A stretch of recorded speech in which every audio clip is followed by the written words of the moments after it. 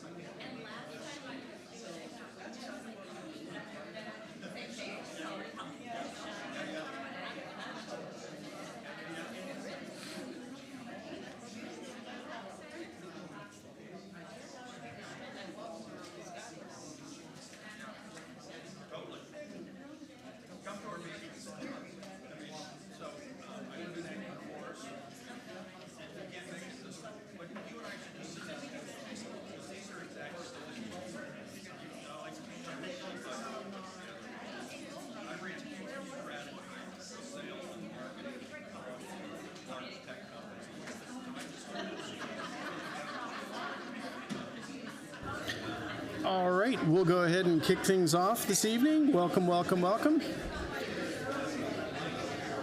Could everyone grab a seat?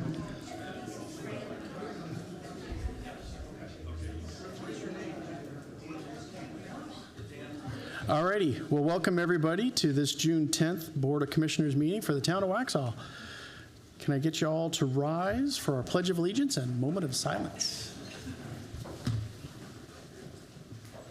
Pledge allegiance to the flag of the United States of America and to the republic for which it stands, one nation, under God, indivisible, with liberty and justice for all.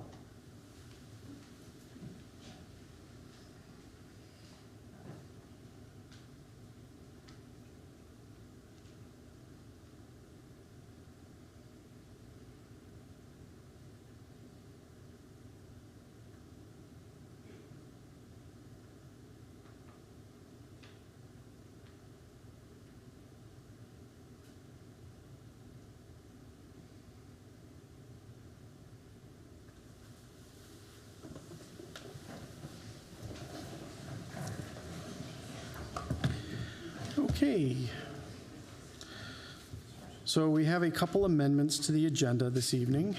In section G under presentations, apparently the cost to serve analysis is in fact ready to present, and we have the folks that have prepared that. They are ready this evening, so we will go ahead and add that to the presentation section, item G, and that will be the cost to serve analysis. And then item J2, adding a second item to J, will be a discussion regarding the Red Oaks Trail. J2. Any other adjustments or amendments to the agenda this evening? Hearing none, can I get a motion to adopt tonight's agenda? So moved. All in favor? Aye. Any opposed? Tonight's agenda is so adopted. All right, we will kick it off with general public comments. Again, I will remind you have 3 minutes. Keep it civil, directed to the board and directed to the board as a whole, not any individual either on the board or in the crowd. First up tonight, we have Mr. Bob Dunn.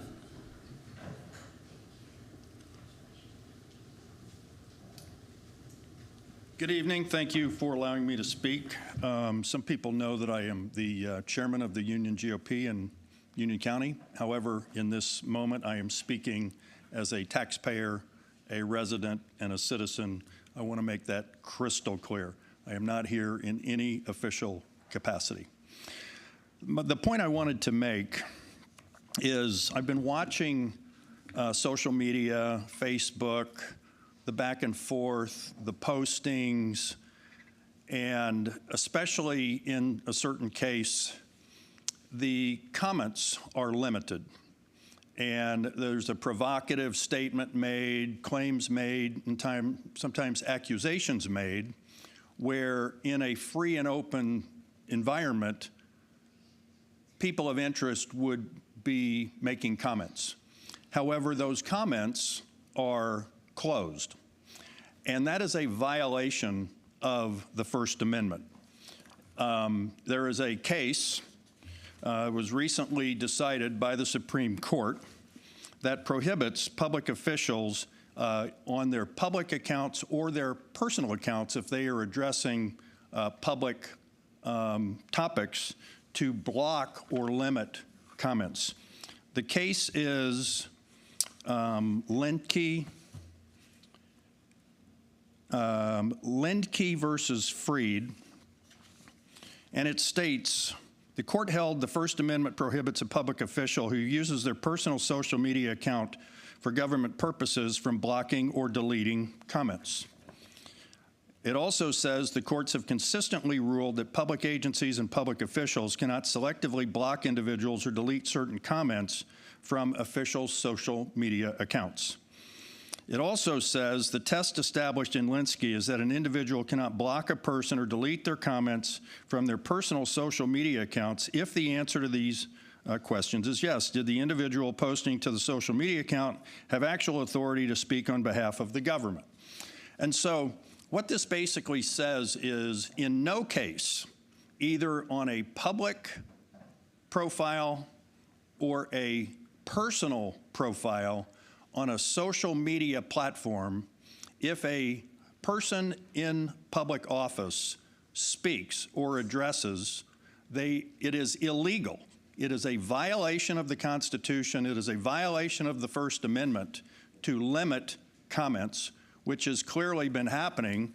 And I'd like to submit some evidence to that fact, which are some prints off of Facebook where a commissioner is clearly limiting who can comment. So I'd like to submit that. And oh, by the way, I would think that legal counsel for the town, for the board, would be concerned about this issue, especially since it appears to be clearly violating the Constitution and the First Amendment. Thank you. Can I submit this, please, or who should I submit it to? Our town clerk will file it, and it'll go with the comments. Thank you. Thank you.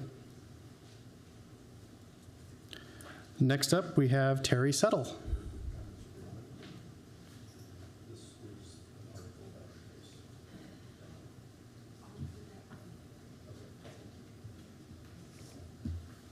Hi. Hi. Terry Settle. I live at 612 North Providence Street.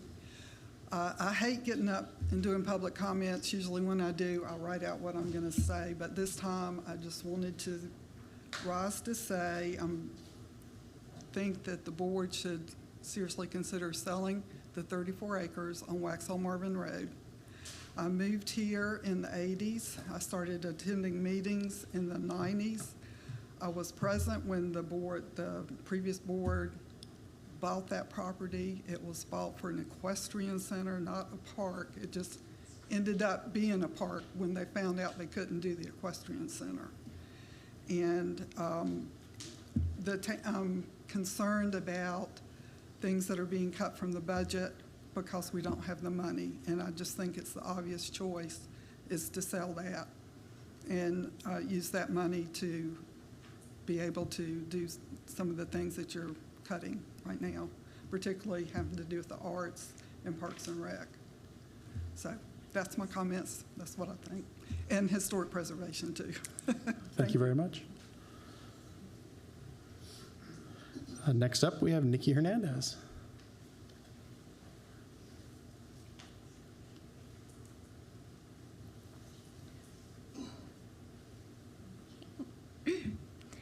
Good evening. My name is Nikki Hernandez, and I'm here to speak on a few items this evening. First, I was present and spoke at the last BOC general meeting on May 27th regarding keeping 34 acres, and I didn't find my public comments included in the meeting minutes. I'm not sure if this is a normal practice, if you could please clarify that. But more importantly and critical to record for that evening was the voice of 50 residents who emailed in a citizen's appeal to keep 34 acres, and there's no mention of this in those May 27th meeting minutes, and I'm requesting that all verbal and email comments from that meeting be amended into public record. Secondly, the town of Waxhaw is organizing a new nonprofit organization, Friends of Waxhaw Parks and Trails. This is fantastic news. as there is currently strong public opinion concern to keep the parkland known as 34 acres. So I was happy to read that one of the organization's purposes is to provide financial support and resources to the town's Parks and Recs department. Another highlight is their activities can range from fundraising and volunteer work to significant operational support. So the timing of this couldn't be better. The community is asking the board keep the 34 acres. We are clearly at the beginning of a new way to generate money for our parks.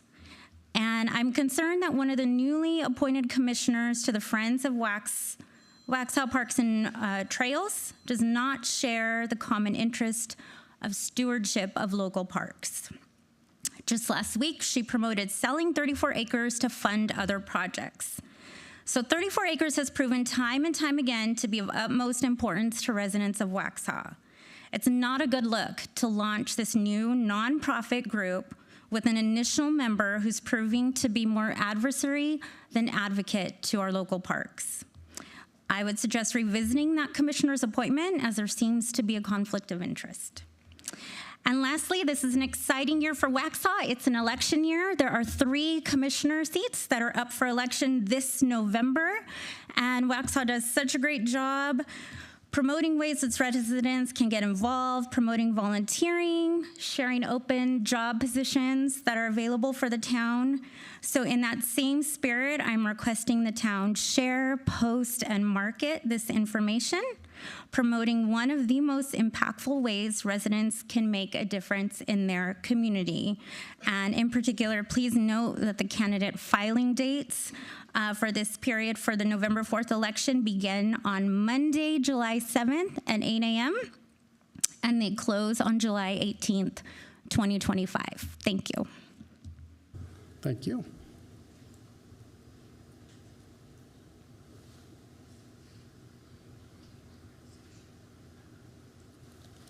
Next up, we have John Molnar.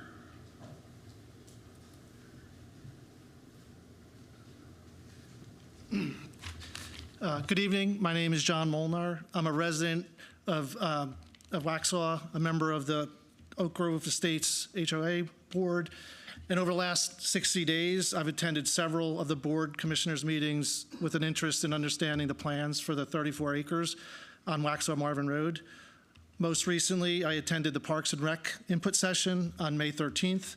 We appreciate the opportunity for residents to provide input on how this park can make Waxhaw a better place for all of us. But coming out of that meeting, there hasn't been any update other than the news that some of the commissioners are interested in once again selling this land to address a budget shortfall that was created by some of the commissioners. As the board has heard on many of the public comment sessions, many residents of Waxhaw feel this isn't the best path forward, and here's why. First, this park has always been a space for public recreation. It's one of the few green areas we have left, and turning it to housing would mean losing a vital spot for our community to gather, play, and relax. Let's consider the impact of adding more homes. More houses mean more cars and already busy roads, leading to increased traffic and longer commute times. Our local schools are already feeling the pressure, and additional students could strain resources. Instead of selling the park, how don't we imagine some of these things: inclusive playgrounds, fitness trails, community gardens, dog parks, outdoor learning spaces, sports courts, even maybe a pickleball court. Many of these things were discussed in the May 13th public input session, but again, we haven't heard any feedback coming out of that. By investing in these developments, we can enhance community engagement, promote healthy lifestyles, and preserve the town's natural beauty for future generations.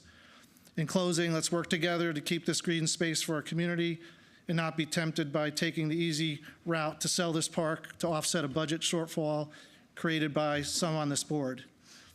It's not just about preserving land, it's about preserving the quality of life in Waxhaw and making the board take some of the tough spending choices they were elected to make. Thanks for considering our perspective. Thank you. Next up, we have David Mazzola. Mazzoka. Oh, those are Cs. Okay, sorry. Good evening. My name is Dave Mazoka. I'm a resident of the town of Waxhaw for the past 18 years. I lived on Long Island for about 40 years of my life. I lived out in the country, and I left that area because it was getting so populated. That was one of the reasons why I came down here to Waxhaw, so I can hang out, enjoy life, enjoy the freedom, enjoy the woods, enjoy the area, all the equestrian stuff that goes around here is what I was used to on Long Island. Now you're taking the park. Now you're taking that park, and you're going to sell it. Why don't we just make that park into an equestrian trail for the horses that can walk around in? That's all I have to say. Thank you. Thank you. So that concludes tonight's public comments. Next up will be the consent agenda. Can I get a motion to adopt the consent agenda? So moved. All in favor? This agenda is so adopted. Next up, we have recognitions. I hear we have congratulations and a bit of a bittersweet announcement this evening.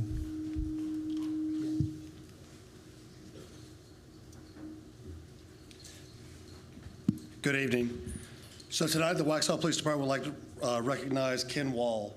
Ken Wall came to us from New York Police Department, where he was a sergeant there when he retired.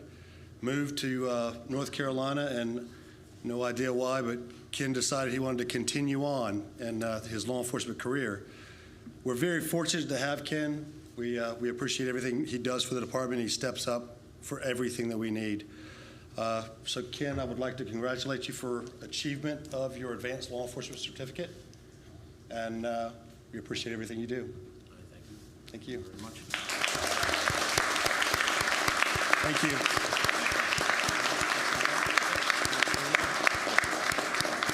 Thank you very much. Thank you. Man of many words. And forgive my mix-up. There was certainly nothing bittersweet about that announcement. I got it mixed up with another one. But yeah, thank you, Ken, for all your service so far, and we look forward to seeing you around.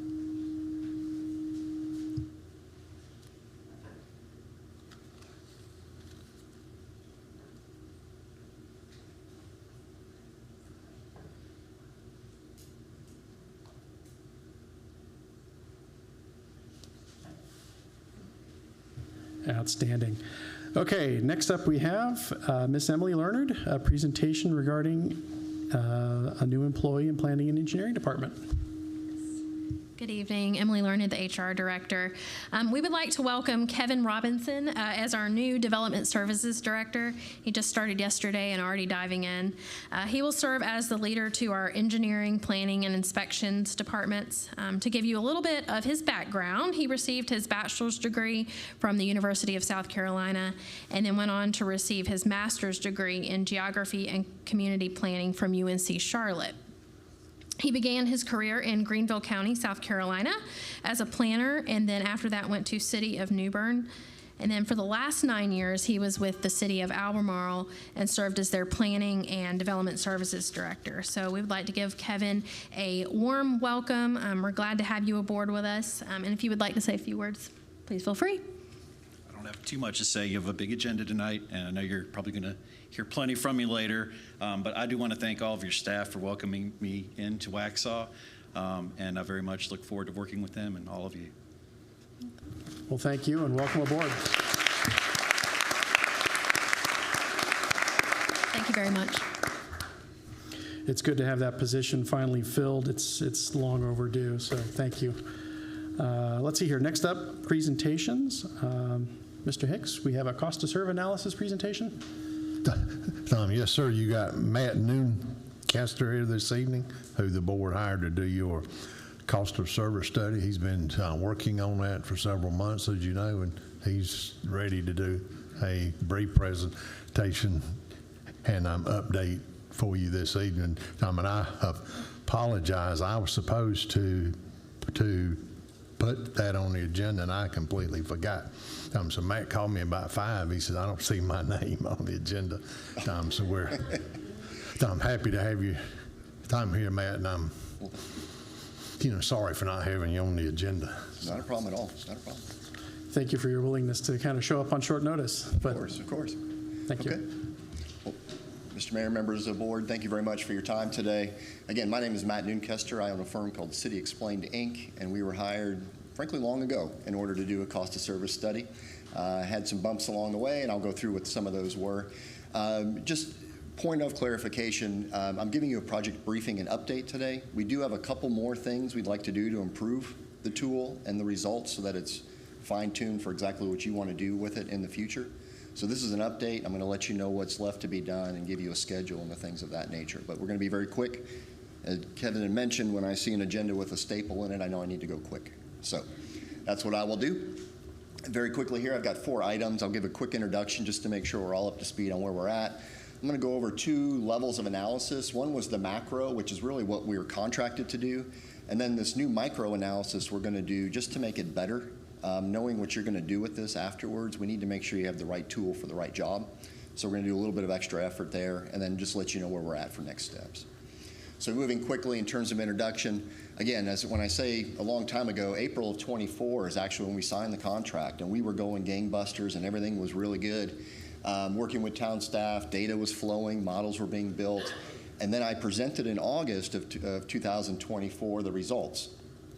And as a consultant, I work around the country. I'm really good at doing math and modeling, but I don't know the local community as well as you do. And so the numbers worked, the math worked, but as we started to look at the results, we're like, why are the townhomes only valued at $200,000 and you go and there's a for sale sign and they're $300,000, $400,000? It doesn't make any sense. Well, the absolute worst time to do the study was in the oldest year of your last tax evaluations, right? Because the revals were going on in 23, they've just been published in 25. So we were using data from a 2021 reval period, and those were very old. And what was happening is when you lined up old valuations with your current budget, we got a lot of negative numbers. And we knew that that just couldn't be the case. And so we put a pause and called a timeout and waited for Union County and the tax administrator to release their new data, which they did to us in April of 25. We also took that time working with the Union County Sheriff and the Communications E911 to get a good breakdown of the police calls so we can assign those to land uses and, again, try to fine-tune the point of our analysis. So we've been doing that for a while. The data finally came out, and so we went back to our modeling. As we go through the process now, again, kind of making sure that I'm giving you something that's useful to you in the end, we're going to rebuild the impact fee tool. Impact analysis tool. So what that does is it basically looks at town-wide, what are your revenues and expenditures, and what does that mean for you in terms of a bottom line number. But I do know that you want to also have this information available to you for development applications, rezonings, or other things that might come up. And frankly, the tool is too coarse and too macro to do that. And so what we're going to do is add another component here, doing case studies, where we're actually going to dive into certain developments that have either been approved recently or on the books to be approved, and fine-tune the model to make sure we get it right so that it's something you can use in the future.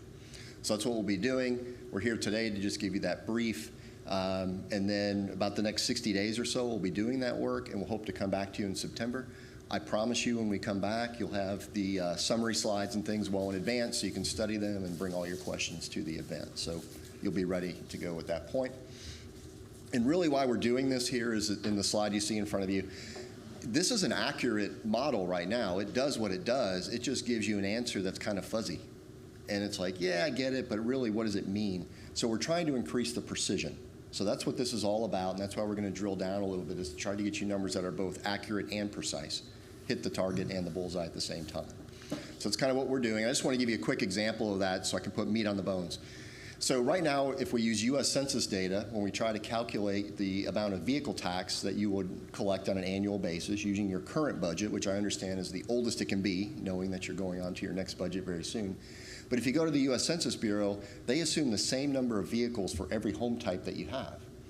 And just speaking nationally or from other work I do, multifamily units tend to have less cars per unit than single-family detached units do. But in the data that we have, we don't have that sensitivity in there. And so we're assuming everybody's going to generate the same amount of revenue because we assume they all have the same amount of cars. It's valid because it's a valid data source, but it's not precise. So that's what I mean when we do that. Also here, if you look at the police data that we got, and this isn't an issue because we got it in its most raw form, but the way it was summarized the first time, we had residential, all categories combined, all home types combined, and then we had commercial, office, industrial, all combined.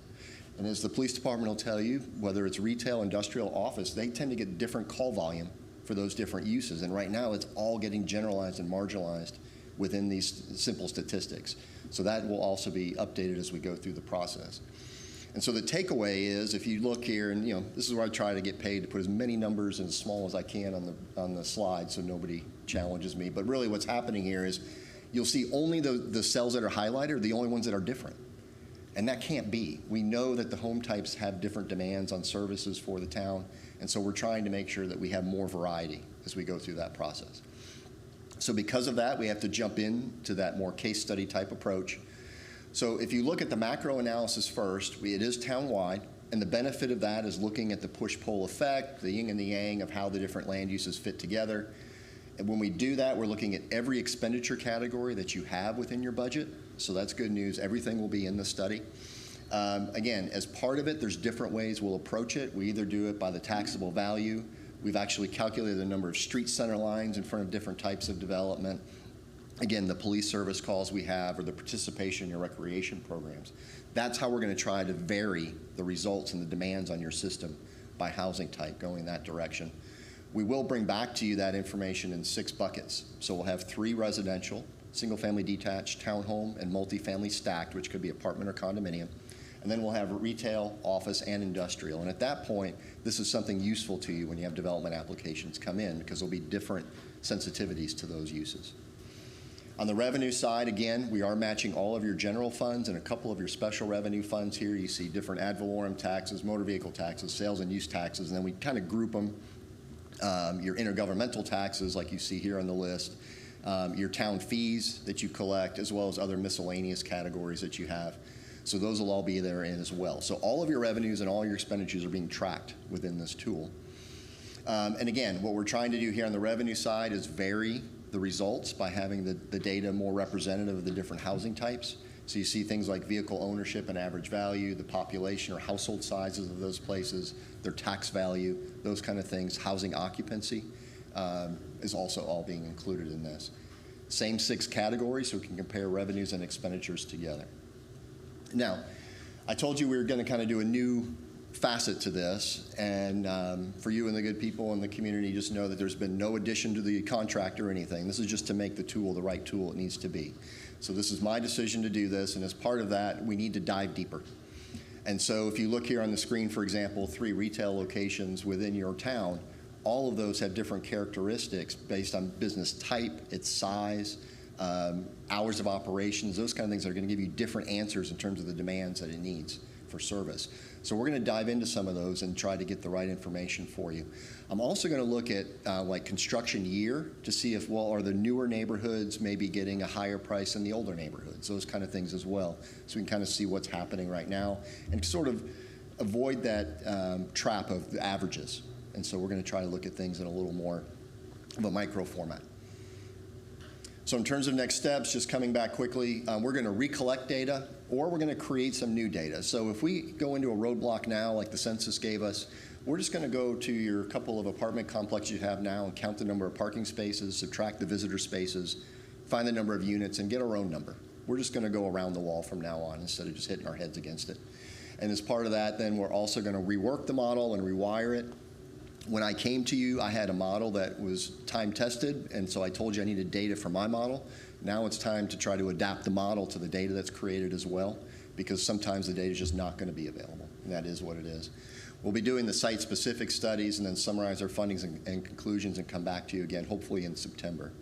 One of the reasons I wanted to speak with you today is because as we dive into those site-specific areas, if there are projects or places you definitely want us to look at, please let administration and staff know, and we'll add that to our list.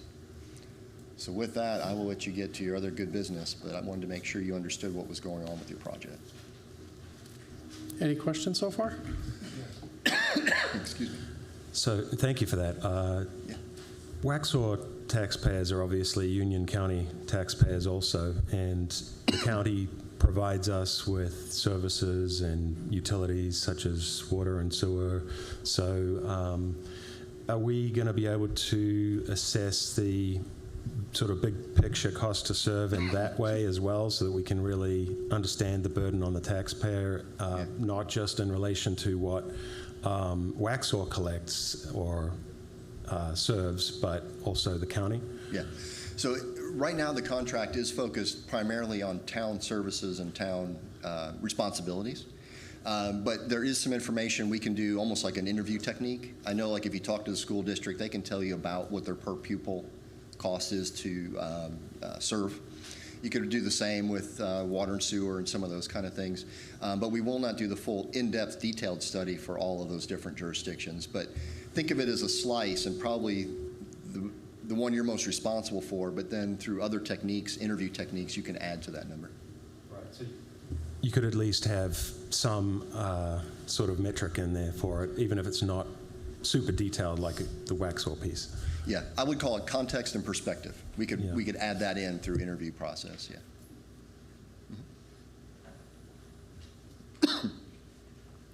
Any other comments or questions? No? Well, thank you very much. We appreciate it. And again, we still look forward to seeing the final result. Yeah, I won't say goodbye. I'll just say see you later. Thank you. All righty. Thank you. Bye-bye. All righty. Next up, we have a public hearing. This is a public hearing in regards to our budget. So first, we're going to kick it off with a motion to open this public hearing. So moved. All in favor? All in favor? This public hearing is now open. We'll kick off the public hearing with a presentation by our interim town manager, Mr. Richard Hicks, and then we will have public comments. Okay, thank you, Mayor. See if I can get this thing to work. Apparently not. Okay. As you know, we went through the Union County Tax Assessment revaluation this year. Now, if you look at the current year that we're in, when the budget was adopted, your real property values were about $2.9 billion. After January the 1st and the assessment, that went up to $4.665 billion, which is about a 56.72% increase. There was a slight increase in personal property values, a slight increase from motor vehicle values. As you know, motor vehicle values did not change, so that 7.25% growth is probably from newer people that have moved here and they've gotten vehicles and they've had to buy tags and pay the taxes. So you went from a total of $3.373 billion to now $5.086 billion, which overall is a 50.78% increase. What is revenue neutral? We've talked about that several times. Each year, each 4 years when you do reevaluation, you have to calculate what that revenue neutral rate is. State statutes say you don't have to adopt it, but you do have to publish it so that your taxpayers know what that revenue neutral rate is. Your current rate is 38.5 cents per $100. If you took revenue neutral rate and you had no growth, that rate would be 24.73 cents. But if you look at the statutes, it says when you calculate revenue neutral, you should add in the growth you've had over the 4 years. So when you do that calculation, your basic revenue neutral rate with growth is 26.2 cents. Now, what I have proposed in your 25-26 budget is a tax rate of 31 cents, which is an actual 19.48% reduction from your 0.385 5 that you currently have. Just as a note, each 1 cent on the tax rate generates just over $506,000. I've given you some examples here. If you took a $250,000 house last year and just saying they had 2 vehicles estimated at about $80,000, that gives you a total value of $330,000. When you calculate that tax bill on the 38.5 cents, your total bill would be $1,270.50. If you took that same house and you applied a 56.72% increase in the value because of the new values, that goes from $250,000 to $391,800. I'm using the same vehicle values because, again, they didn't change. That gives you a total value of $471,800. If you calculate that on your, let's see, actual revenue neutral rate with growth of 26.2 cents, that tax bill would be $1,236. It'd be 11 cents there. But so if you look at, there's been some discussions about a 30-cent tax rate, a 31-cent tax rate, and a .3205, which was the actual middle point of the current rate and the existing neutral rate. At 30 cents, using those same numbers, that bill would be $144.90 more, which is about an 11.4% increase, and actually comes out to about $12.07 a month. At 31 cents, what is proposed in the budget, that same house would see an increase of $192.08, which is a 15.12% increase, which comes out to about $16 a month. And if you took the rate of 32.05, that bill goes up by $241.61, which is about a 19% increase, or about $20.13 a month. You have several factors that have had a significant influence on this year's budget. Your, let's say, property liability coverage, you budgeted $171,500 last year, which was significantly under budgeted. We budgeted $300,000 this year, and it will take every dollar of that. That's a difference of $128,500, which is a 74.9% increase. Let's see, workers' compensation insurance, you were $90,000 this year. This year we budgeted $140,000, which I think is about what it's going to cost. That's a $50,000 difference, so that's about a 55% increase. Your sanitation contract was $1,935,000 last year. The current budget is $2,162,661, which is a $227,000 difference. Most of that are the new homes that have been built. You keep adding more customers and your bill is going to go up. And I'm not sure that the $2.162 million is enough to cover it for next year. As we get into the budget discussion, we probably need to take a closer look at that number. Let's see, building utilities, you got, new parks, new facilities. We budgeted $141,000 last year. This year we've estimated it at $264,000. which is $123,000 difference, or an 87.2% increase. Your property tax fees you pay Union County to collect your fees, it was budgeted at $150,000 last year. We've estimated it at $193,000 because you're actually collecting more dollars. I think you pay like 1.25% of the total bill for the collection rate. Again, that's about a 28% increase. That's the health insurance cost went from 1.4 to 1.527, which is about a 7.5% increase.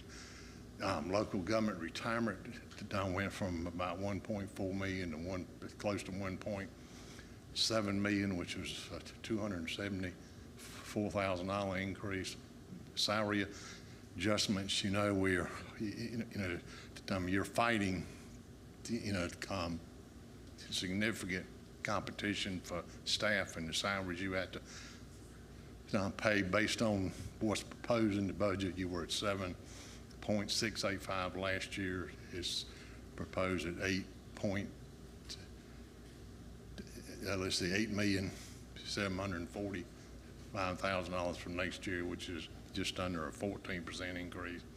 One of the additional costs in this year's budget, you leased most of your vehicles through Enterprise. As they age out, it's cheaper to go ahead and purchase those vehicles than to keep paying the lease on them. So we're actually proposing to purchase, I think, 6 or 7 vehicles, and that cost is $72,564. So when you add all these costs up, that's about $2.086 million in next year's budget that you didn't have in the current year's budget. And when you figure 1 penny raises about $500,000, that's about 4 cents worth of tax rate right there. And just to highlight too, you have absolutely no control over these costs, basically. So thank you. That's exactly where I was going. I mean, these are just, you'd call it an unearned run, basically. These are unearned increases that we didn't do anything to cause. They just happened.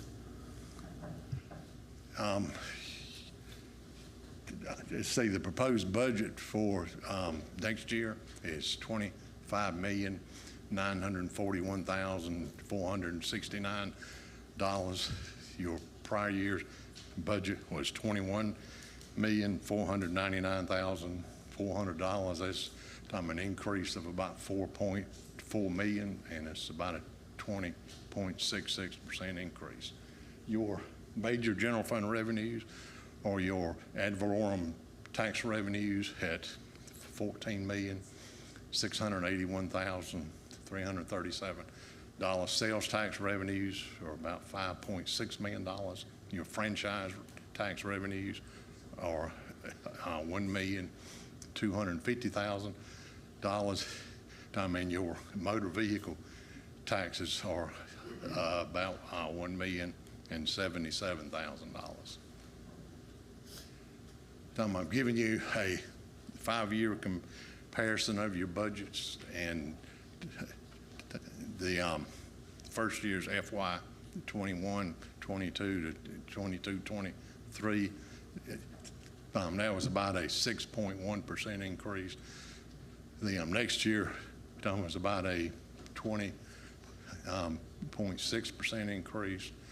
The third year is about 8.68% increase, and the proposed budget is a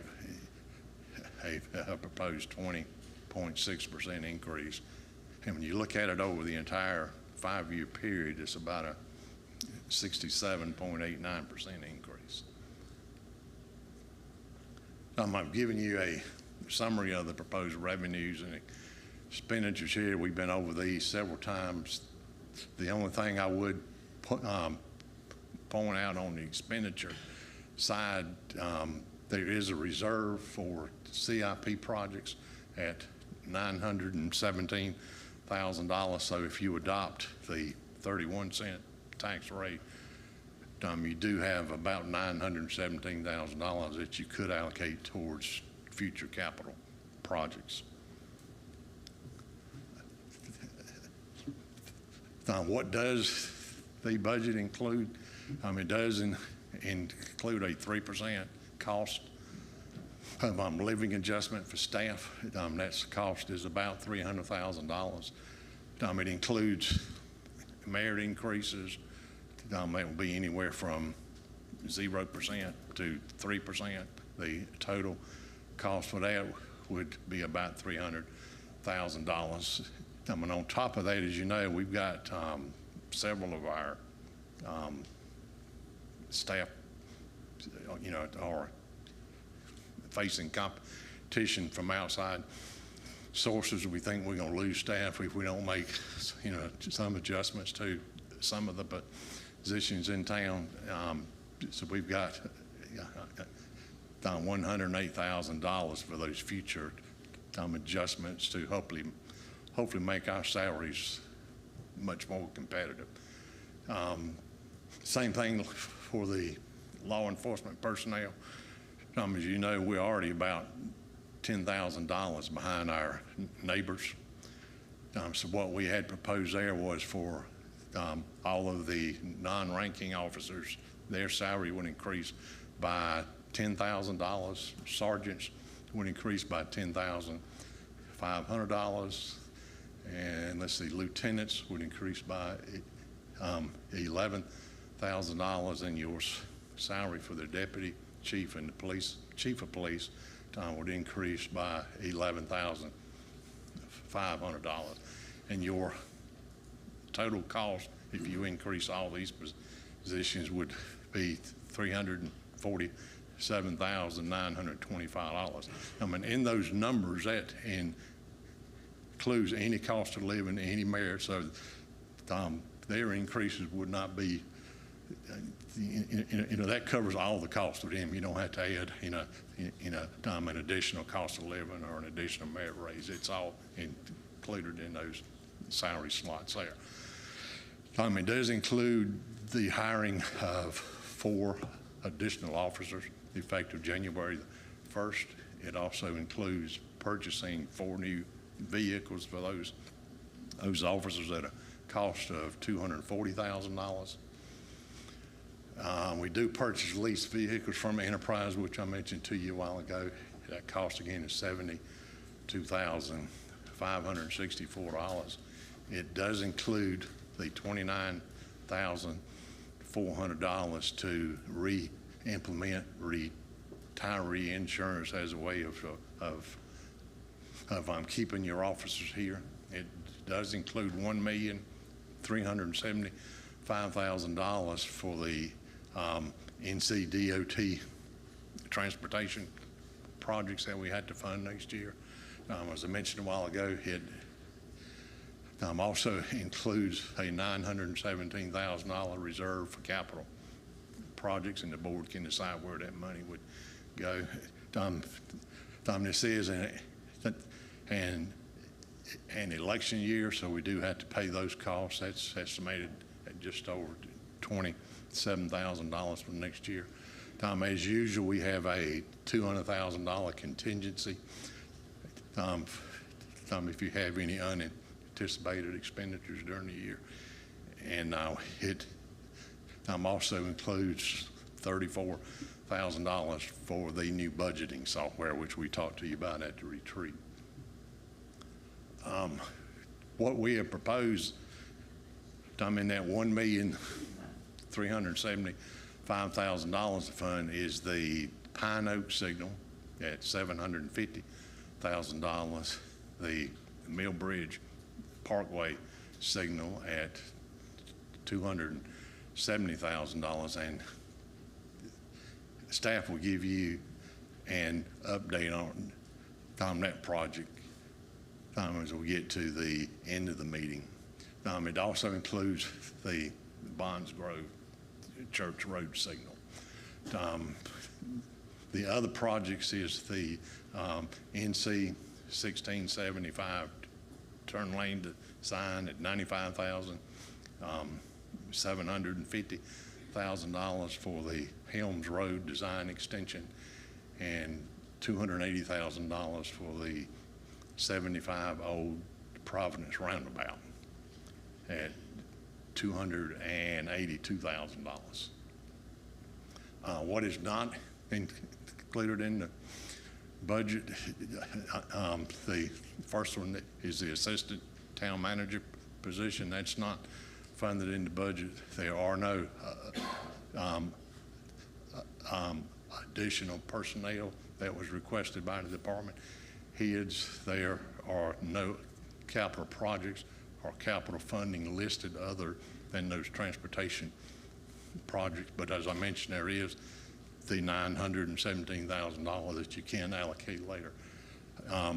There is no additional funds for street and sidewalk repairs. Basically, the Power Wheel funds are still all you have for street maintenance and repair, but that's not meeting all your needs. There is no allocation of fund balance for the budget. There are no funds for out-of-state travel.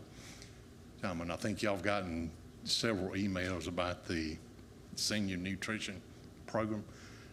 We have several here that are on the waiting list that cannot be funded by the county. If you think the board has an interest in that, that cost would be $9,794.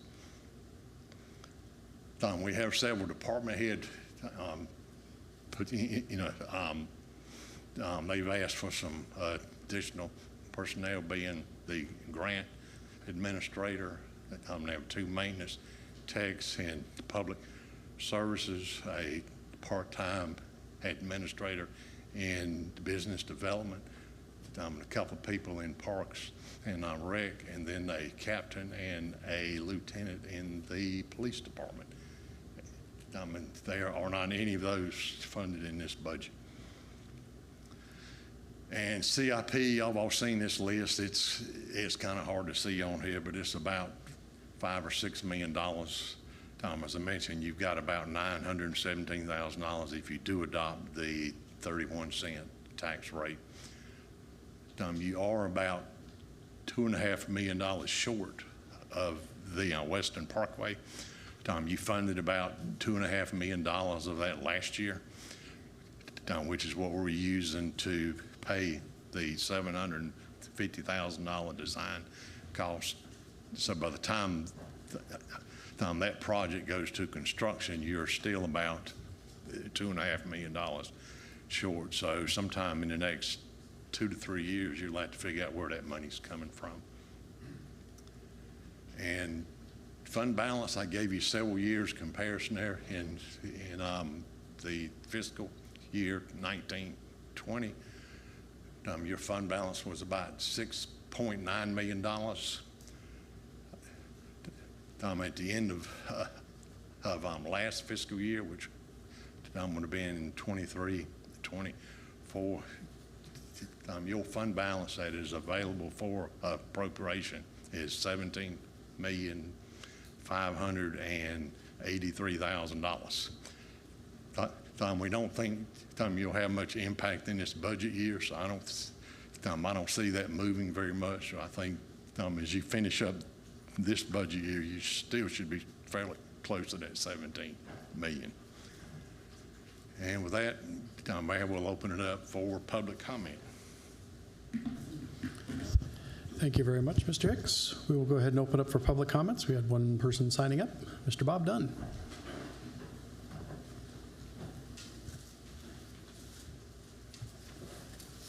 Thank you. I find it fairly interesting. Only in government would someone, when there's a 20% increase in the spend, and then the rate on a 56% increase on assessed value, would there be a bullet point that says there's a decrease of 19% on the rate? So yeah, the rate goes down by 19%, but it's against an assessed value of 60% increase. But we're supposed to buy the fact that's a decrease. I mean, give me a break, right? So I just find the math really interesting. So we're looking at a 20.66% increase in spending, right? Most of us just got hit with a almost 60% increase in assessed value. And then we're having debates around revenue neutral, which is about 24 cents on the 100. And we're listening to a proposal for 31 cents on the 100 on the much higher assessed value.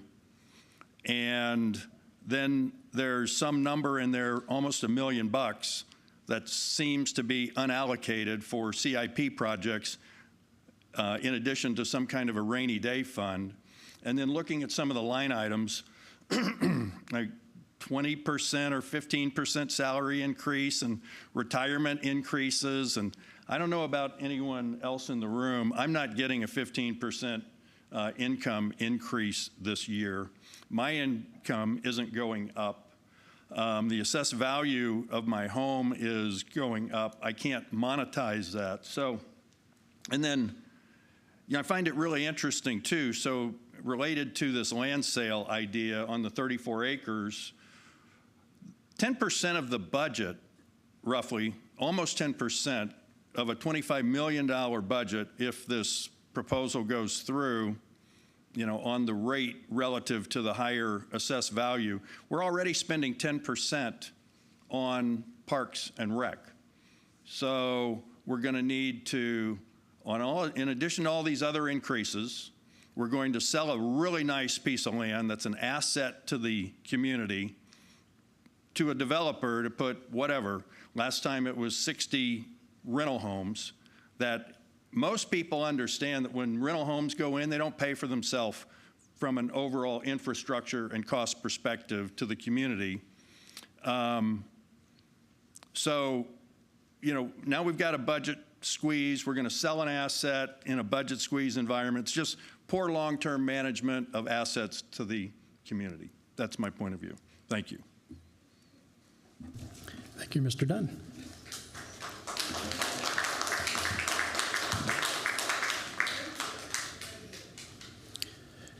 Any other comments or questions from the board?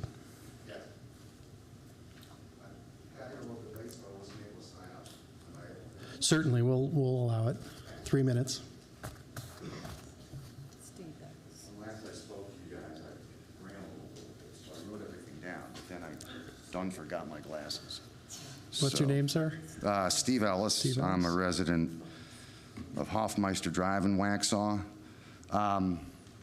The Trayton Homes land swap deal, the SPCC Memorandum of Understanding, the 2020 COVID-induced sales tax panic, and the need to backfill lost sales tax revenue with the sale of town assets. What's a little bit different here as we have this conversation in the budget environment is at least a couple of different commissioners have either stated or written that they're interested in selling the land. That is refreshing, but it's also still confounding. There's a welcome step forward, I see. And I don't think this is just looking for a silver lining. I think it's legit. For over a decade, the conversation around the 34-acre parcel on Waxhaw Marvin Road has been stalled, a tug-of-war between outdated assumptions and ad hoc proposals. But in a refreshing and long overdue shift, the 2025 Parks and Recreation Strategic Master Plan Update, which is sitting out there for review, introduces the most progressive and future-aligned guidance yet. Its brevity has gravity, and I'll read it to you. It's very short. As for the large town-owned property on Waxhaw Marvin Road, its future use should be explored in alignment with community needs, surrounding development, and long-term recreation goals. While previous plans envision a community-scale park, alternative use such as natural space, passive recreation, or, most importantly in my opinion, partnership-driven facilities may be a better fit for emerging priorities. To me, that's a breakthrough, rather than reduce the parkland conversation to a binary, sell it or develop it. You're opening up the door to a community-led, flexible, and sustainable solution that reflects and captures emerging recreation trends.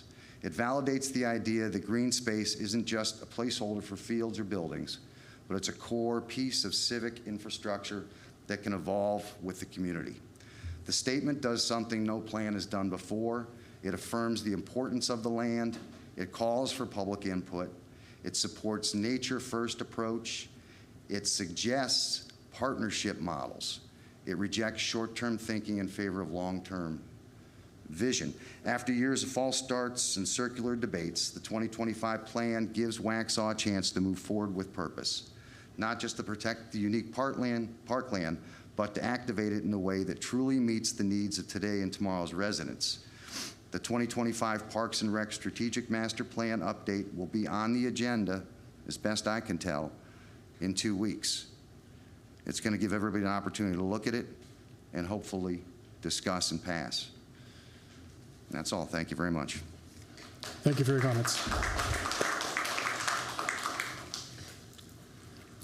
All righty, any other comments from the board? I did have one question, and I don't know if we can pull up the slide or not, but it was regarding the transportation projects. And I was just a little confused. You had the top group of projects that were the 1.7 million that would be funded. Then there was the 3 projects listed under that. So are those not funded? Yes, they're funded, but they're funded from different sources. And if you, let me see if I can find that slide.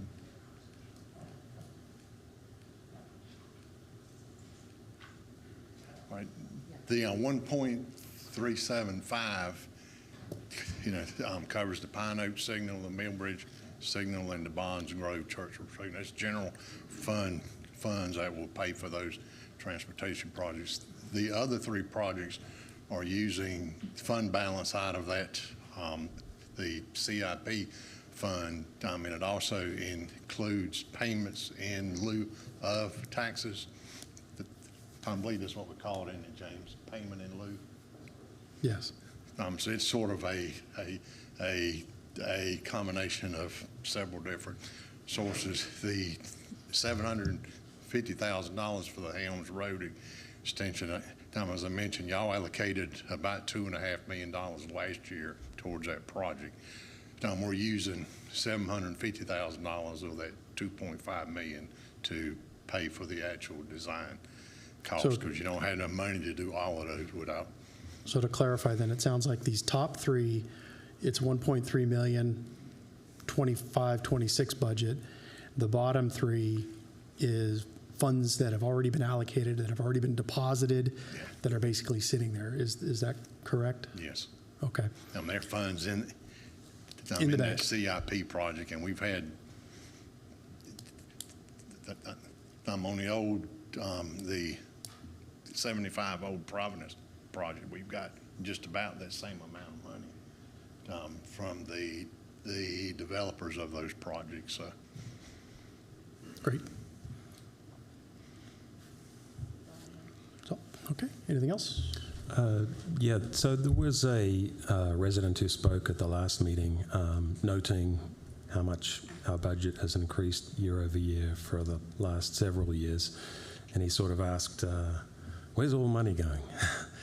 And well, so we kind of need to address the elephant in the room, or the elephant that is the room, which is just look around at the enormous cost of this place. Previously we were paying rent on a building to house staff, and I think the cost was about $120,000 a year. And the debt service payment on this place is about 1.7 million a year, plus the maintenance is what, 700,000 or 800,000. So you could say that we've gone from $120,000 a year to about 2.4 million in annual costs, right? Yeah, somewhere in that neighborhood. But you've got an asset that, once it's paid for, it'll be worth Yeah, not that none of it was needed, but, Yeah. you know, when people ask, where did the money go? Yeah.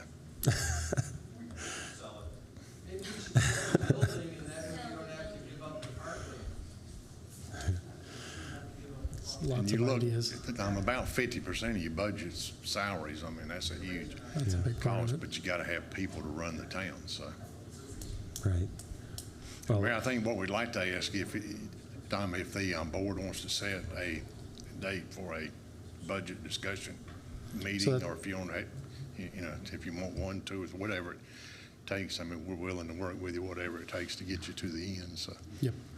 So you're looking for perhaps one more meeting or more as needed to really finalize the budget at this point. Yes. And you're looking for the final input from the board regarding the budget.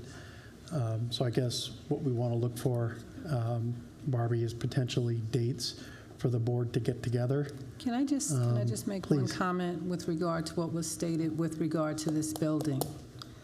The town had a town hall building, a maintenance facility, and a place where Parks and Rec had their facility, which was an old town hall. All of those buildings have been here for a number of years. There has been asbestos in the building.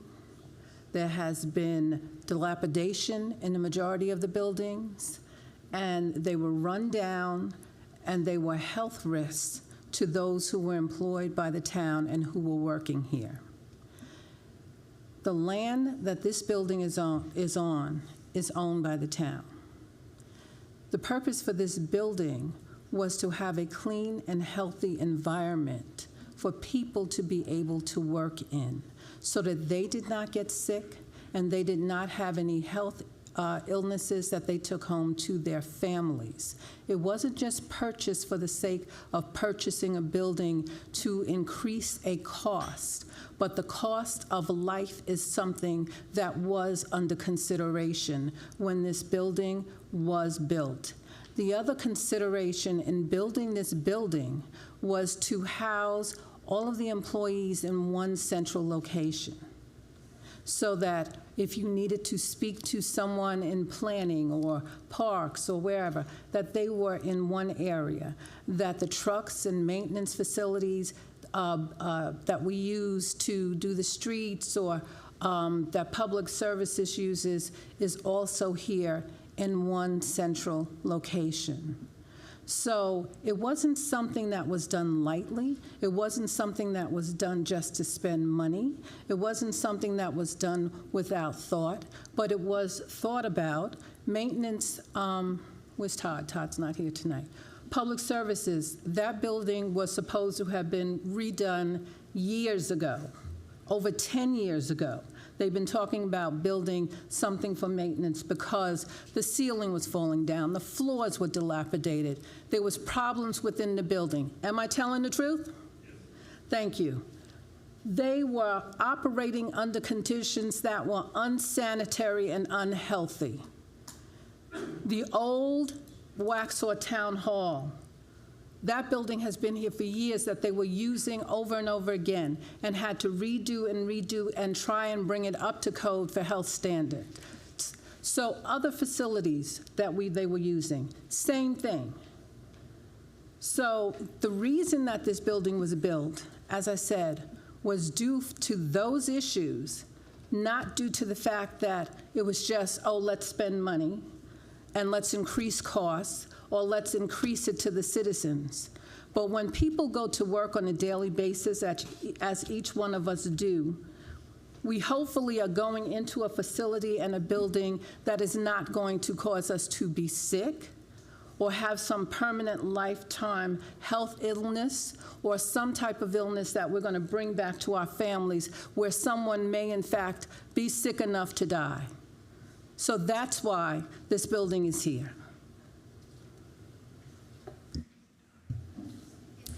Any other comments? No, it's not. We're just, the open discussion right now is to try and plan for our next budget workshop. So were there any other questions or comments? Well, you know, something was needed, as I said, but in my opinion, this building is extravagant. There are no cubicles in this building.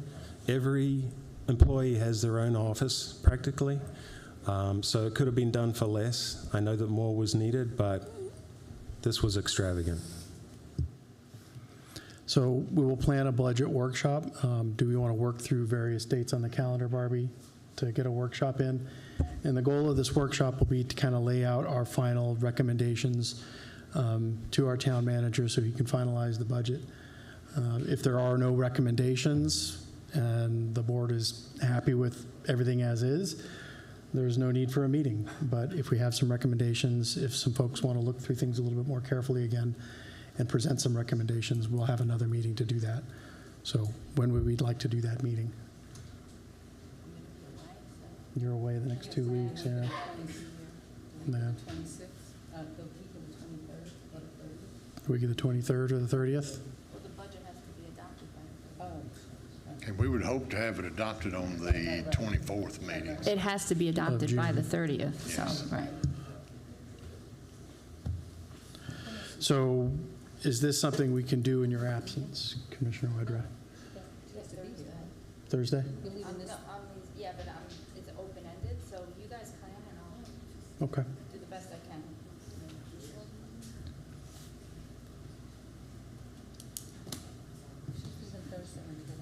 Until Monday? Tuesday could be. Thursday to Tuesday. As soon as possible, basically. So we have the 18th, 19th, 23rd.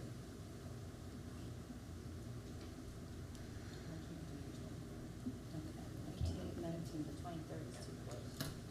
25th, no, 26th, no, too close. Try the 18th and see. Are you open to do a budget workshop on the 23rd, right before the 6:30 meeting? Well, it's the 24th. The 24th, I yeah. mean, the 24th, yes. Or the 18th for the meeting. I'd be fine with the 24th. Is it that close? And that's your regular meeting That's our night. regular meeting, so We'll do it before the meeting, yeah. Like at 4 o'clock or something. have it done. Or you can do the final for the 24th and then hold a special meeting on the 30th and adopt your budget then. Yeah.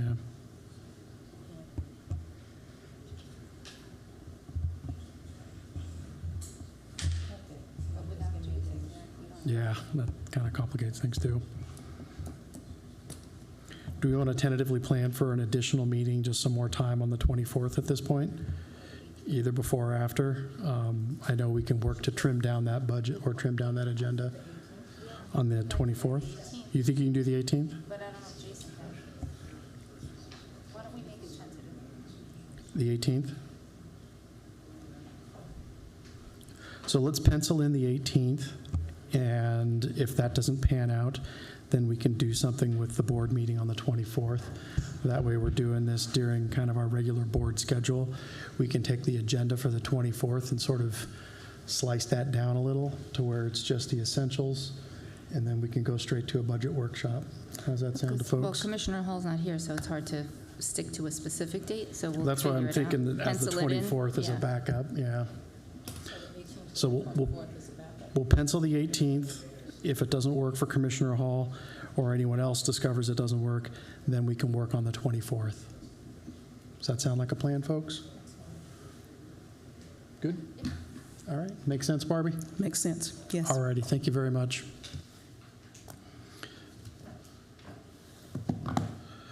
All righty. Next on the, oh, wait. First, I need to get a motion to close this public hearing. Can I get a motion to close this public hearing? So moved. All in favor? Any opposed? Nope, this public hearing is now closed.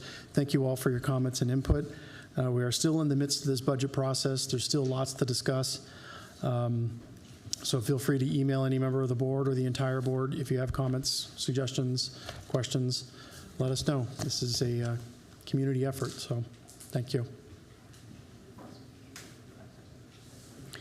Next up, we have old business. I would invite Ashley Knoll. Come on down. Hi, guys. So at our last board meeting, you guys decided to terminate the November 2024 parking license agreement with the property owner, Eduardo Duran, in downtown Waxhaw at Price Street.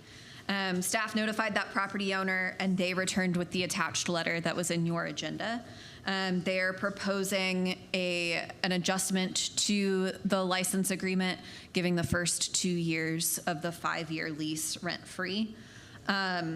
So staff needs direction from the board on from what you guys want to do regarding that offer. So the question is before the board. I hope folks had the time to take a look at this new revised contract, and it's really up to the board now to decide what we want to do moving forward.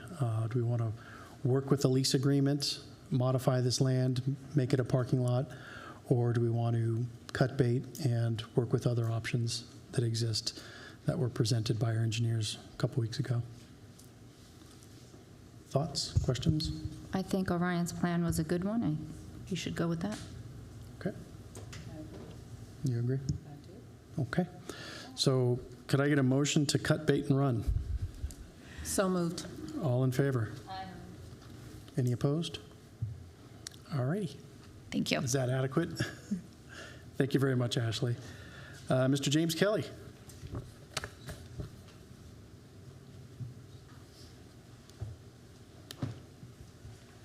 Good evening. So this one should be quick. This is the second reading and adoption of no parking along a portion of West South Main Street, NC 75. Just want to give the board a note that there was a typo in the last presentation, so that has since been corrected. The typo was West North Main Street. It has since been corrected to West South Main Street for NC 75. So this is just a proposed amendment to Section 66-23 of the Code of Ordinances. And that amendment would provide no parking on the south side of West South Main Street as measured from a point 50 feet west of the stop bar at the NC 16 and NC 75 intersection. This really just formalizes the already gored out area that we had before the NCDOT resurfacing project. And then also it would additionally improve the natural traffic flow within the functional area of this intersection while preserving those pedestrian sight lines, while simultaneously providing the Waxhaw Police Department with a means to regulate parking. So the distance requirement is based upon federal codes that recommend a minimum of 50 feet from a intersection such as this. So happy to take any questions. Any questions from the board? None? All righty. Motion to adopt. Oh, sorry. Well, I'll just go ahead. Motion to adopt ordinance ORD 2025-008 prohibiting parking on the south side of West South Main Street, NC 75, as measured from a point 50 feet west of the stop bar at the N16/NC 75 intersection. All in favor? Aye. Any opposed? Nope. All right. This carries. Thank you. All righty. Next up,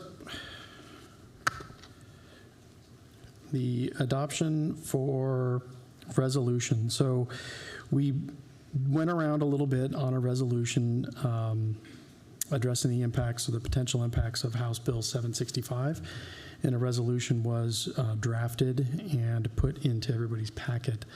Are we at a point where we can satisfactorily approve and sign this resolution, or are there other discussions to be had? If you want, I can go ahead and read the resolution. No, we're good. And then we good? Anybody else want it read? All right.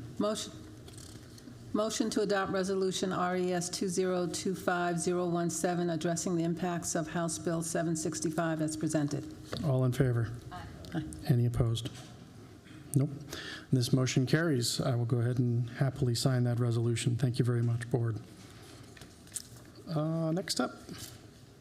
Yep, here's the final one. For new business, we would invite Chief Dex Wilson. Good evening again. So this is the bittersweet moment we were talking about earlier. Yes, my apologies.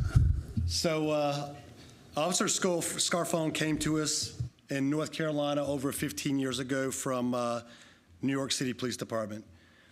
After retiring from NYPD, he started his employment with Mint Hill Police Department.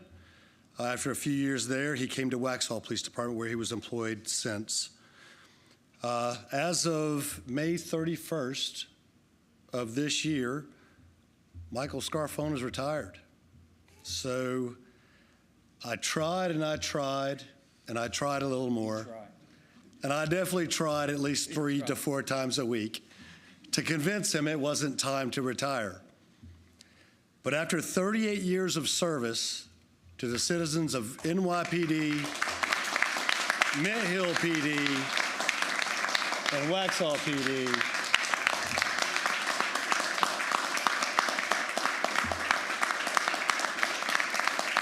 good job, brother. So every week, every time that I approached Officer Scarfone, he had this scowl on his face, and I knew it was coming. And he said, "Look, I have to do it. I've got a young child at home. My wife needs me at home, and it's just time to go." So tonight, we're asking for a motion to award his duty gun and his badge to him. And I hope that you do this because I've already engraved his gun. So if he doesn't get it, it's going to have to go to somebody else, and I've got to find another Scarfone.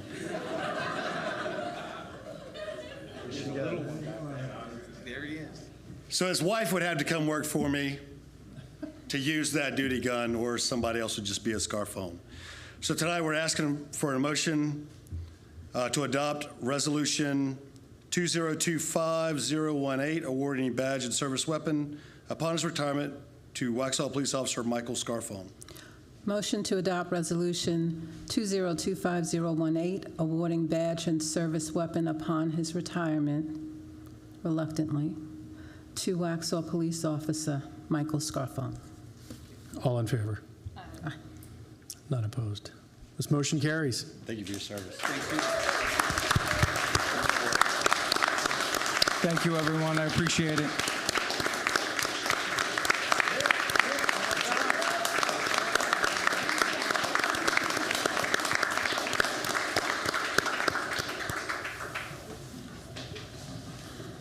Can I get the taser?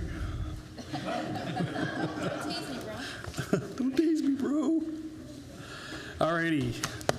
Congratulations, Michael. You don't look like you've served a day over 37 years. Next on the agenda, we had a discussion regarding Red Oaks Trail. Red Oaks Trail. Yes, James, can you help me out with this one?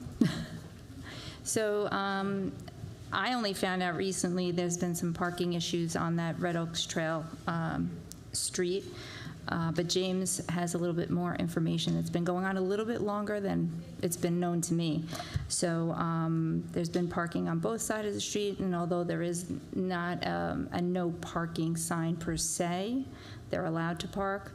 It's been a little bit, there's been a little bit more volume there, and complaints of obstruction of views, and I would like to see if anyone here would be opposed to having staff investigate whether or not we can make parking on one side of the street to alleviate that problem. So, James, I don't know if there's anything you can add to that. Yeah, I'll just add. So we have received multiple reports along this section of Red Oaks Trail. So those reports have been noted. From an engineering standpoint, it's very challenging to move this item along without board buy-in.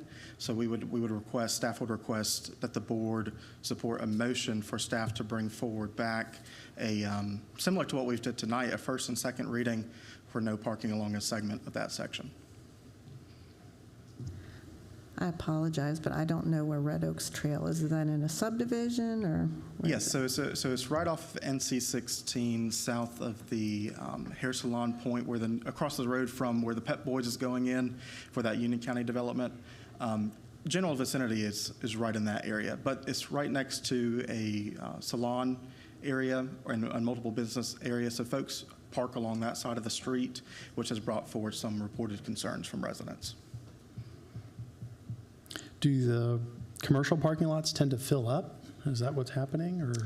Yeah, so it's just a special circumstance that has happened recently. The reported concern is that there was, with the salon company, that there was a wedding venue, so there was multiple folks that parked there. But it is a consistent issue that does pop up, and they're not solely responsible for it. It's just that particular area, and it looks like Nick or IT is helping us. Thank you. Thank you. Thank you. So yeah, Red Oaks Trail is right there, so you can see that there's some little commercial area nodes in there. That's where people are parking along the northern side of the road, and some residents have reported some concerns. So with board support and board action, staff could bring that forward back to you all. How much of that road are we considering as no parking then? Yeah, so that's tough to gauge, because if we just do no parking on the northern side of the park, just in front of that commercial component, what you will experience is folks will just park further down past wherever that sign is. So the recommendation would be to move that no parking even further down along that in just the northern segment, and then folks can park along that southern segment of Red Oaks where there isn't any businesses or houses. So that way you don't have to run the risk of folks blocking someone's driveway, for example. And there is a distance from the stop sign that it would have to be too, because then you don't want to be too close. So our code of ordinances outlines a minimum of 25 feet from that stop line, from the intersection, excuse me. Okay. But we would obviously propose more than that, and then limit the parking to that south side of the street where you see that the sidewalk is on the left side there of that image that Nick has there. One other thing to note is, in accordance with our section 66-60, if folks did overpark and park on that sidewalk, they would be cited for violation, and we've already worked with our police department to enforce some of those citations. Thank you. Is anybody opposed to exploring that?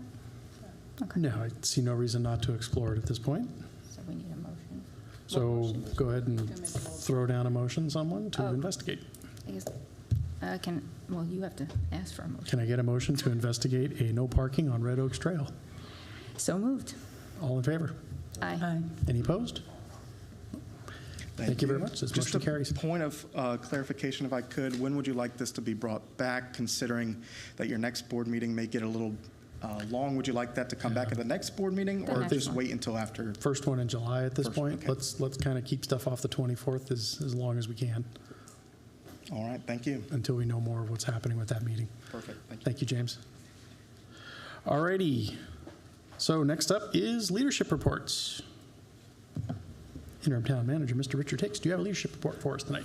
I don't have anything, but I did ask James if he would update the board on the signal at Millbrook. I think we had an accident there. Yeah. No. I'm sorry, Millbrook. I think we had an Millbridge and accident Kensington there last week, so there's... Sorry, I should have stayed up here. So Millbridge and Kensington traffic signal, yes. So the town has seen multiple left turn or angled collisions is how we classify them. These are more of your most severe type collisions that typically result in a higher severity collision. And a traffic signal is known as the best management practice to help mitigate for those angled collisions, because the traffic signal eliminates that uncertainty when drivers are looking left and right trying to make that left turn movement. So just some general updates on the Millbridge Parkway at Kensington intersection traffic signal. So timeline for construction is still projected out to spring 2026, so next year. Staff has met with the Millbridge HOA, the Kensington Place HOA, as well as the impacted adjacent property owners to make sure that they're aware of the scope. And overall, they seem very supportive of the project, which is great, so we can progress that along quite nicely.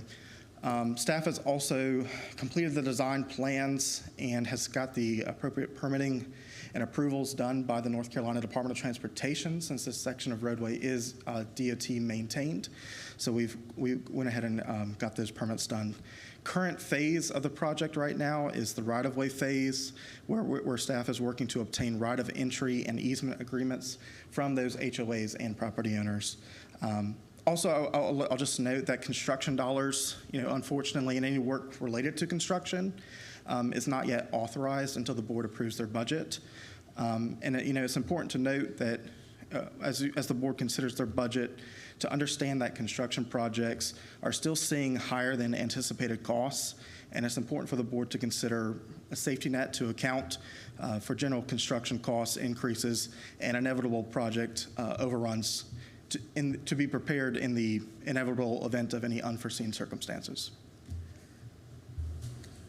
Yeah, so I'm very familiar with that intersection because I live in Millbridge, and I was talking to some of my fellow residents about it, and they brought up a really good point, because the really dangerous part about it is that dip in Kensington Drive where you're waiting to make a left or a right out of Millbridge Parkway, and the dip is just enough to hide a car, so you might look over and think nobody's coming. So what they were mentioning to me was, is there going to be a no right turn on red on that? Because if you are allowed to turn right on red out of Millbridge Parkway onto Kensington Drive, it's probably still going to cause accidents because there's still that issue of the dip in the road. Yeah, that's a great point. To answer that, I would have to dive into the signal phasing plan to get the direct answer for you. I think as right now, the way it's programmed is to permit a right on red. That doesn't mean that you couldn't easily change that. We would just have to look back at that signal phasing diagram and then reconfirm with DOT if they're okay with that. And that's something that we could definitely explore. I'll also note the fact that the project also includes, to help give that an advance notice of drivers approaching the intersection, there's an advanced warning beacon on both sides of the intersection along Kensington Road. So that way, as drivers approach the signal well in advance of the signal, they're notified that that signal is turning yellow, turning red, about to turn red. So drivers have an extreme advance notice of that, which is great to help meet those driver expectations. So that way, folks, unfamiliar with the new traffic pattern, when this does get into place, can slow down and stop before those drivers along Millbridge Parkway make that left turn and those turning movements. But we can definitely explore, and maybe I can follow up with you offline about that no right turn signal phasing. Yeah, I mean, that warning sounds good, but if they have the green, though, I don't think, I mean, the warning's not going to go off then, right? It's only going to go off if the light is about to change. And right. Yeah, it makes sense to me to prohibit a right on red there, just in any case. I think a simple solution could be to sign and ordinance it appropriately without changing the signal phasing. I think that's one option that we could explore, and that would be really quick and easy to get the approval. So then there would just be a sign put up, right? That's correct. Yeah. It's similar to what's at Kensington, where there's no right turn on red at that intersection if you're traveling southbound on 16. The light there is, it's not phased that way, but there was a sign and ordinance in place to prohibit those right turns on red.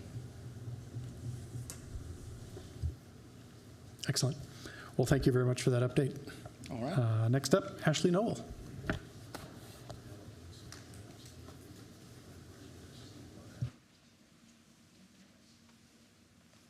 Hi, board. So I wanted to give an update on one of the public comments we had, I think it was a couple of weeks ago, about the Duke Energy outages. This was something that was a big concern for our downtown business owners as well. So we've been collecting and tracking some data on those power outages since the last meeting. So in the last year, we have had at least 10 outages in downtown, with outages lasting between 3 and 6 hours. Through some of the data we collected, we estimated that our restaurants have lost more than $1.4 million in sales due to these outages. Several restaurants have installed generators, and we have one right now that's considering a $75,000 generator purchase just to help with these outages. Just in the last 2 months, these outages have gone up, which you heard at that public comment. We've had 6 outages in the last 2 months, ranging from just small blips to 1.5 hours. But we've actually had a significant increase in the last week. We had 3 since last Wednesday. So I actually got to speak with a representative from Duke today, their government and community relations team, who also had a conversation with the mayor. And we got a little bit of clarity on why this is happening. So around Waxhaw, there's a grid improvement project that they are working on, and the project is aimed at improving our power resiliency and our long-term reliability of our electrical grid. Duke is adding some new power lines, some poles, some updated in-ground infrastructure, and even some smart grid improvements. When doing this work, the way it's been explained to me is that the crews work on a hot system, so the lines are on, and they have to make a few changes to those lines so that it's safe for the crews to work on those lines. But when they do that, that causes those power lines to be more susceptible to outages from limbs or small animals. So something minor could cause an outage more easily. So while it's exciting that we're getting these upgrades, it doesn't really solve a lot of the issues that we're having in this moment. However, the crews are taking some proactive steps to try and limit the number of outages. So they are trying to remove issues that would cause those minor outages on the lines. So looking at limbs and trees that could cause those. They've also moved the project timeline up to try and get it done faster. So it's supposed to be complete at this point in August. From the downtown perspective and business development, we're going to continue to track our outages on our end, and we're going to continue having conversations with our Duke reps and kind of keep everyone updated on that process. But just wanted to give an update there. We also have lots of, well, before I go on, does anyone have any questions about that? I'll just add that Duke's been fairly responsive in terms of addressing this issue, at least from a communication standpoint. So hopefully we can get some more information about the timing of when we can expect these frequent outages to go away. Yes. It does appear that previous outages necessitated some of the upgrades that they're working on now, which is causing the current outages. But a lot of them, as you mentioned, sounds like they're safety driven. So trying to protect the crews. Any other questions? Okay. Next. So yeah, just some upcoming downtown dates and events. This weekend, Middle James Brewing will have a block party on East North Main Street on Saturday, June 14th. Our department will be hosting a downtown property owner coffee next Tuesday, June 17th at 9 a.m. The Waxhaw Business Association has their monthly meeting on Wednesday, June 18th at 7:30 at the Tap House. Then the DWA and the WBA are co-hosting a networking event next Thursday, June 19th. This will be at 5:30 at Middle James Brewing. Our master plan consulting team is coming back into town on Monday, June 23rd. We'll be hosting another steering committee meeting, a food truck focus group, and then a young professionals focus group. We'll also be doing our merchant drop-in meeting at the Duncan McDonald House on Wednesday, June 25th. This gives our businesses an opportunity to drop by at any point during the day. And then Provisions is hosting a Boy Scout info session on Thursday, June 26th at 6 p.m. at their location for anyone that's interested in joining the Boy Scouts. So there you go. Excellent. Thank you very much. Next up, we have Deputy Parks and Rec Director, Melissa Johnson.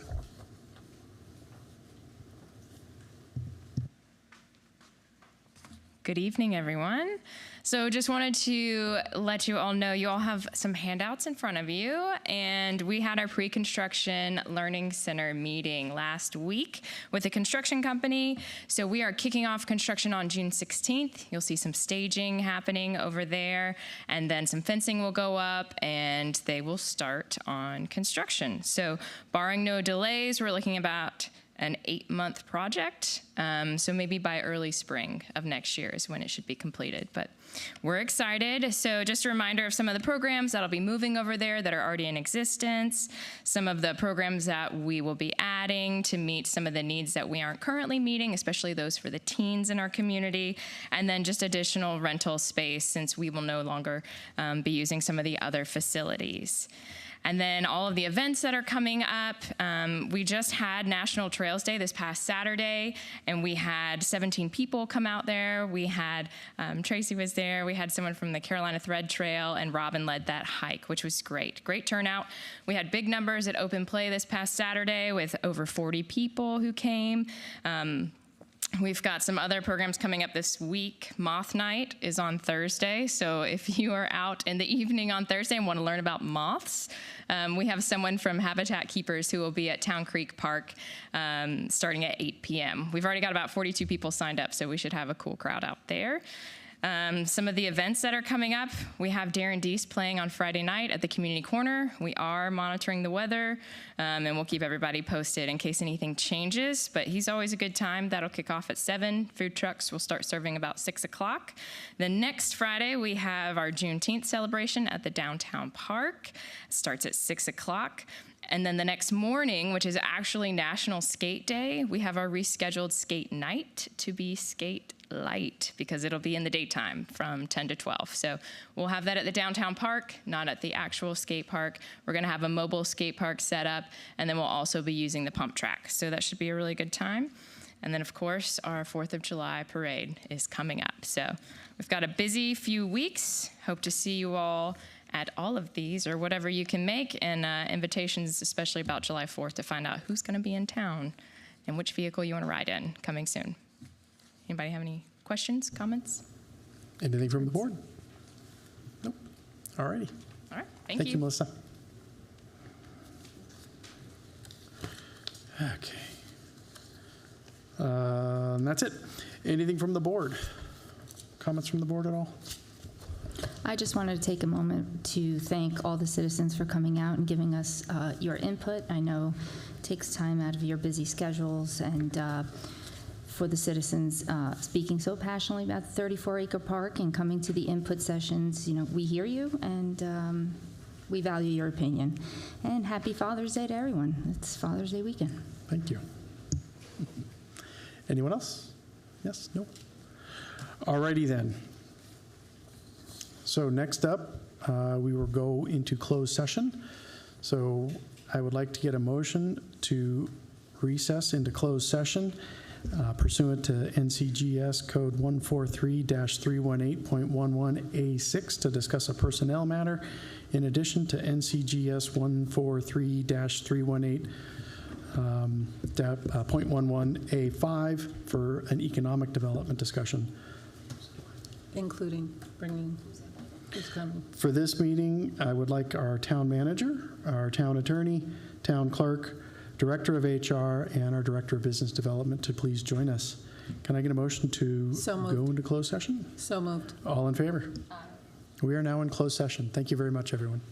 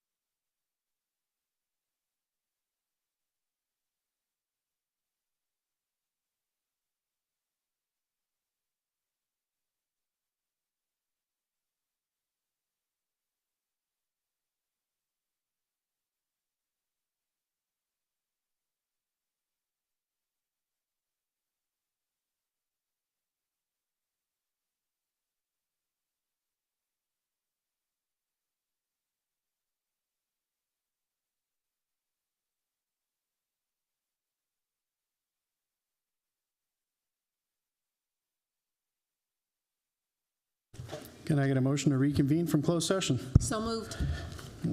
All in favor? Aye. Can I get a motion to adjourn? So moved. All in favor? Aye. We're now adjourned. Thank you very much. Have a good night.